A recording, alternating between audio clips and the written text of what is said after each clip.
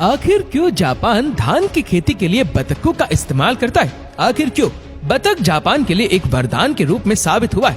आखिर कैसे जापान बतखों का इस्तेमाल करके अपने पैसे बचा रहा है और करोड़ों रुपए कमा भी रहे?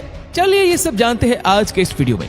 दोस्तों, डक फार्मिंग तकनीक का सबसे बड़ा फायदा ये है कि इस तकनीक में सिर्फ पहली बार में खाद की जरूरत पड़ती है। एक बार फसल की कटाई होने के बाद जब किसान अगले साल दोबारा से धान की रोपाई करते हैं तो उस समय उन्हें किसी भी तरह की खाद की जरूरत नहीं पड़ती है।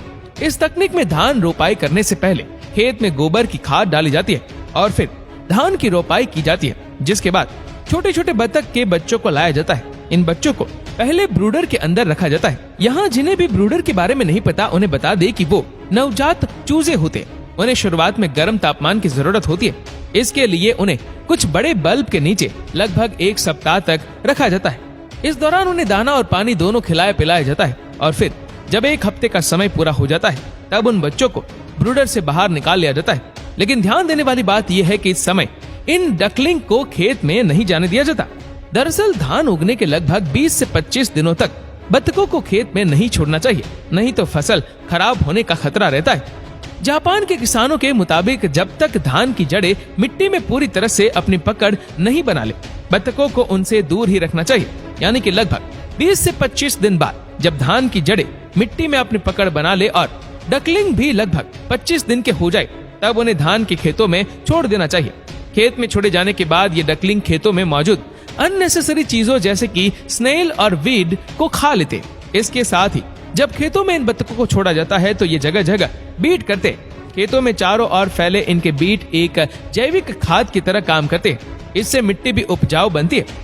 और दोस्तों, इस तरह से जापान के इन किसानों को धान की खेती करते समय किसी भी तरह के रासायनिक खाद, पेस्टिसाइड्स या हर्बिसाइड का इस्तेमाल करना नहीं पड़ता है।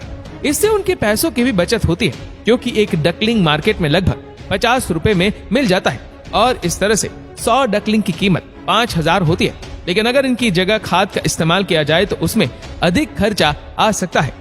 यहाँ जानने वाली बात ये भी है कि जैसे जैसे धान का पौधा बड़ा होगा ये डकलिंग भी बड़े होंगे और रोपाई के लगभग 4 महीने बाद धान और डकलिंग दोनों अपना पूर्ण विकास कर लेंगे, जिसके बाद धान की कटाई होती है। अब इस धान को फैक्ट्री में लाया जाता है जहाँ इनकी मिलिंग और पैकिंग का काम होता है और इस तरह से ऑर्गेनिक राइस लोगों तक पहुँचती है। वहीं अगर बात बतखों की करे तो इसमें जो नर होते हैं उनमें से लगभग 10 को किसान अपने पास रख लेते हैं। बाकी नर बतखों को मीट के लिए मार्केट में बेच देते हैं। उसके बाद मादा अंडे देना शुरू कर देती है। किसान इन अंडों को बेचकर अच्छा खासा पैसा कमाते हैं। आपको बता दें कि इन अंडों को बड़े बड़े फैक्ट्रियों के मालिक खरीदते हैं, जो उन्हें सेने के लिए या फिर आप कह सकते हैं अंडों को विकसित करने के लिए इनक्यूबेटर यूनिट में रख देते हैं। इस इनक्यूबेटर यूनिट में अंडों को कुल 21 दिनों के लिए रखा जाता है। 21 दिनों के बाद इन अंडों से चूजे निकलने लगते, जिसके बाद वर्कर्स इन चूजों से रोगग्रस्त चूजों को छांट कर हटा देते हैं और फिर इन सभी चूजों को एक ट्रक्स में भरकर मेन फार्म में लाया जाता है, जहां इनके रहने के लिए एक विशेष कमरा तैयार किया जाता है।